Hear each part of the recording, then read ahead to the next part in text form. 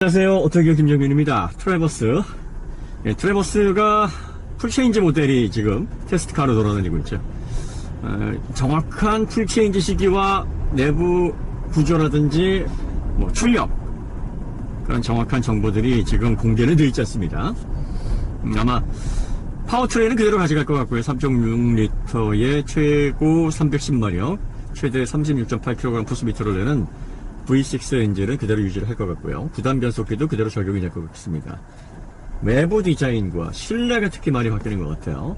최신 인포테인먼트 시스템, 모니터를 일렬로 배치를 해서 보다 인포테인먼트, 엔터테인먼트를 강조한, 그리고 또 모니터링을 강조한 그런 실내 레이아웃, 최신 스타일에 맞게 바뀌는 걸로 보이고요. 트래버스는 5.2 선장이 꽤 깁니다. 펠리세이드라고 경쟁 모델이라고 하지만 사실 펠리세이드보다 한 급 더 위에요. 그러니까 시내에서 운행하시기에는 조금 덩치가 큽니다.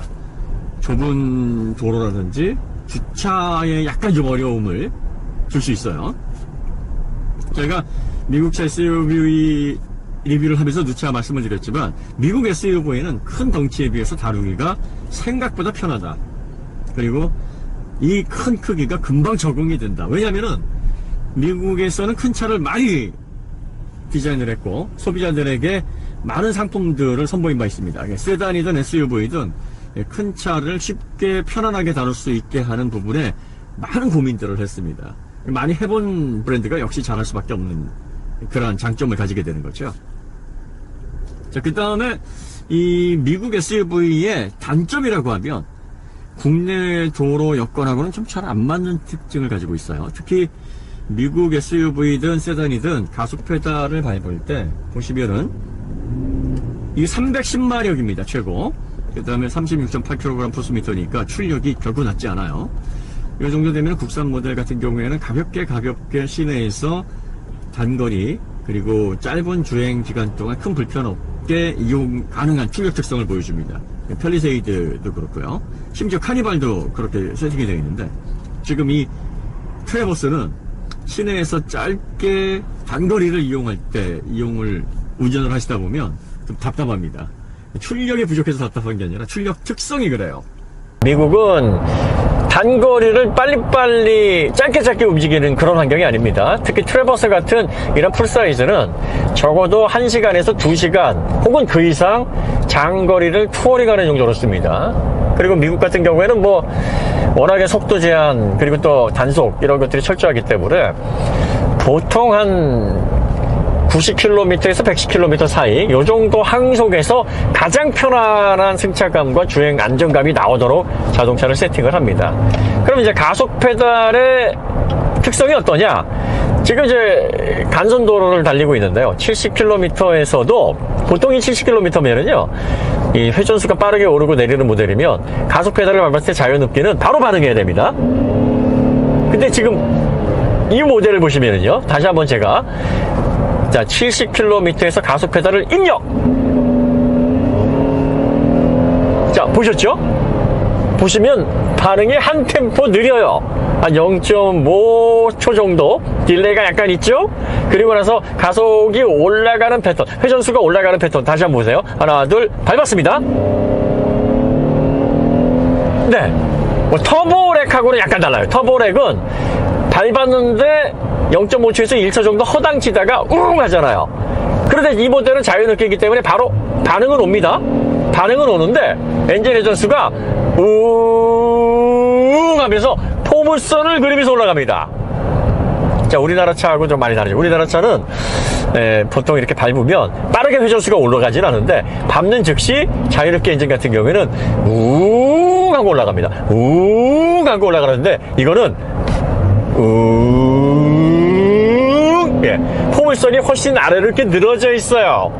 자, 이게 바로 미국 환경에서 장거리 투어링을 일정한 속도로 하는 차들의 특징이고, 제가 미국 차들이 가속 페달이 한 템포 느리고 여유 있다라고 표현하는 겁니다. 좋게 말하면 여유고 나쁘게 말하면 우리나라 환경에서 답답한 거예요. 우리나라는 보통 한 20분, 30분 요런 이동거리가 많아요. 10분 짧으면. 그리고 주로 평균 이동거리도 한 15km에서 20km 그 사이입니다.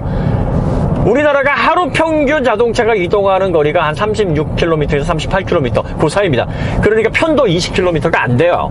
근데 미국 같은 경우에는 편도 3, 40km, 4, 50km 이런 거리들이 즐비하고요. 일일 사용량이 100km가 넘는 사용자들이 많습니다. 혹은 200km를 일일 출퇴근으로 사용하는 그런 운전자들도 많아요. 그러면 시간으로 따지면 보통 1시간에서 2시간 사이인데 1시간에서 2시간 사이를 복잡한 도심이 아닌 외곽에서 한 80km, 90km, 120km 그 사이로 항속을 한다고 쳤을 때 엔진 회전수가 빠르게 올라가거나 내려가거나 변속이 빠르게 이루어지는 특징 이런 건 필요 없어요. 사실 이렇게 돼버리면 오히려 운전만 더 피곤해집니다. 그러니까 자 보세요. 지금 64, 65에서 가속 페달 한 90km까지 한번 속도를 자연스럽게 올려볼게요. 자 90km까지 올랐는데 보통 25km, 30km 요 속도가 증가를 하는 이 과정이 운전자가 별로 그 변화를 느끼지 않도록 세팅을 합니다. 다시 감속을 시켜볼게요. 감속을 시켜보면 가속 페달을 놓으면 속도가 줄어듭니다. 지금 74, 5까지 줄어들었어요. 자 이렇게 줄어드는데 역시 증가했을 때와 마찬가지로 항속할 때 속도가 줄어들어도 그 변화가 운전자에게 크게 전달이 안 됩니다. 이게 미국 환경에서는 중요한 특징이에요. 장거리를 1시간, 2시간 기본으로 가야 되는데 한 3, 40km 변화가 운전자가 체감할 수 있도록 좀 신경 쓰이게 한다. 운전이 피곤해집니다. 그런데 지그시 밟았을 때 속도가 이렇게 늘어나고 줄어들고 하는 이 3, 40km 이 구간에서의 변화가 운전자가 크게 신경을 쓰지 않도록 자연스럽게 속도가 늘고 줄고 해야 2시간 정도 크루징을 해도 운전의 스트레스가 최소화되면서 편안하게 잘 왔다 이런 느낌을 줄 수가 있는 거예요. 이러려면 엔진의 반응성이 가속 페달의 조작에 맞춰서 빠르게 상승하거나 빠르게 하강하면 안 됩니다. 이러면 운전자가 더 운전에 집중해야 되고 신경 쓰이게 하고 운전이 피곤한 요소들이 더 많이 생기는 거예요. 엔진 세팅 제대로 못하기 때문에 엔진 제대로 못 만들어서 이런 현상이냐? 안 그렇습니다. 미국이 엔진 만든 지가 벌써 120년이 넘었어요. 그리고 사실 스토커에서 사용되는 베이스 엔진 공급하는 그 GM의 OHV 엔진이라든지 맞습니다. 그리고 뭐 1000마력 이상, 뭐 1500, 2000마력 이렇게 막 튜닝을 해도 버텨내는 엔진들을 미국 제조사에서 만들어냅니다. 엔진의 내구성이나 신뢰도, 엔진의 성능 이런 부분에 있어서 미국 브랜드가 사실 실력이 없어서 그렇다 절대로 그렇게 생각할 수 없어요. 그럼 도대체 왜 그러냐? 미국의 주행 환경 때문에 그렇습니다. 자, 사실 미국 브랜드도 최근에는 글로벌 제조사답게 다양한 환경의 소비자들을 생각을 합니다. 아시아 소비자, 유럽 소비자, 아시아 소비자와 유럽 소비자들이 어떤 특징을 가지고 있냐면 빠르게 엔진이 올라갔다 내려갔다 이걸 좋아해요. 그리고 변속이 빨리빨리 되는 걸 좋아합니다. 왜? 단거리 주행이 많아요. 짧게 이용하는 구간이 많습니다. 짧게 이용하는 단거리 구간에서 엔진 반응 속도가 늘어지고 변속이 늘어지면 이렇게 답답해서 못하거든요. 예전에 GM 모델들이 변속이 늘어진다 이렇게 생각을 했는데 이게 변속이 진짜 늘어져서 늘어진 게 아니라 세팅이 그렇습니다. 미국 환경은 장거리 고속 투어링이 많아요. 평균 1시간 이상 주행 코스가 많습니다. 1시간 이상의 주행 코스를 80, 90, 100, 110 요 사이에서 움직이게 되는데 높게는 120까지 그러면서 1시간 정도 혹은 그 이상을 움직이게 되면 평균 주행거리가 보통 한 100km 내외가 됩니다. 100km 내외를 편안하게 주행하려면 고속 크루징 환경에서 엔진이 빠르게 회전수를 올렸다 내렸다 하면은 신경이 많이 쓰여요. 변속도 쓸데없는 구간에서 시프트 업, 시프트 다운이 돼버리면 운전자를 거슬리게 하거든요. 그러니까 최대한 탄력을 받고 항속을 유지할 때는 엔진의 회전수의 변화나 변속의 변화가 최대한 없이 안정적이면서 편안한 주행이 가능하도록 세팅하는 게 미국 차의 원래 세팅 방식이었습니다. 그런데 컴팩트형 모델 그리고 컴팩트형 SUV 이런 모델들은 해외에서 많이 판매가 되니까 미국 소비자들 취향에만 맞출 수가 없어요. 그래서 그전보다는 엔진의 반응도 좀 빠르게 변속도 좀 빠르게 진행을 해서 세팅을 합니다. 지금은 엔진 반응성과 변속기의 성능 이걸 협조 조절을 통해서 맞춰놔야 돼요. 변속기가 아무리 빨라도 엔진이 빠르게 상승하고 하강하는 그런 RPM 특성을 갖지 못하면 변속은 늘어질 수밖에 없거든요. 그러니까 작은 차나 컴팩트한 모델은 미국 차도 지금은 많이 엔진이 RPM을 상승하고 하강하고 변속이 되는 이 속도가 빨라졌는데 아직도 여전히 정통 아메리칸 스타일을 고수하는 그러한 상품군이 바로 이 트래버스와 같은 대형 SUV입니다.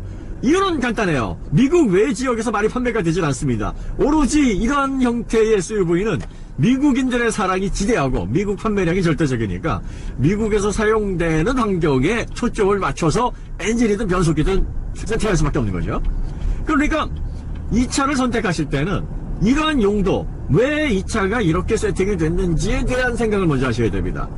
그리고 그러니까 이걸 이해하고 타라가 아니라 내 환경이 미국의 그런 장거리 투어링 한 1시간 이상 2시간 뭐 이렇게 일정 속도로 항속을 하는 그런 사용 환경에 잘 맞는지를 고려를 해보셔야 됩니다. 요 말을 다시 바꿔 말하면 빠르게 움직이면서 짧게 주행하는 도심 환경, 복잡한 도심 환경, 빠른 어떤 반응성과 변속이 필요한 그러한 반응성을 갖추고 있는 자동차에 적합한 주행 환경이라면 트래버스가 맞지 않는다는 얘기예요. 무슨 말씀인지 이해가 되시죠? 자동차를 선택하실 때 자동차가 어떤 브랜드에서 어떤 목적으로 만들어졌는가를 이해하는 게 사실 그래서 중요하다는 얘기예요. 자, 이렇게 주행 특성 면에서 트래버스는 아주 명확한 개성을 가지고 있습니다. 그러니까 아마 이 차를 선택하실 때 어떤 분들이 선택을 하셔야 되냐면 단선도로라든지 고속도로 이용 환경이 많으시고 최소한 50km 이상 항속하는 구간이 좀 있으신 분들, 복잡한 시내보다는 좀 한가로운 도로에서 한 일정 시간 일정한 속도로 주행하는 환경이 많으신 분들, 이런 분들에게 적합한 특성을 가지고 있다. 반대로 복잡한 시내에서 출퇴근하고 마트 다니고 그리고 또 좁은 골목 빠져다니면서 특히 도심에서 작은 건물들의 주차장 또 이렇게 막 회전하는 코스, 이런 곳은 이게 전장이나 휠베이스가 커서 상당히 다루기가 어렵고 신경 쓰이게 합니다. 이런 분들이 트래버스를 굳이 구입하실 이유가 없는 거죠.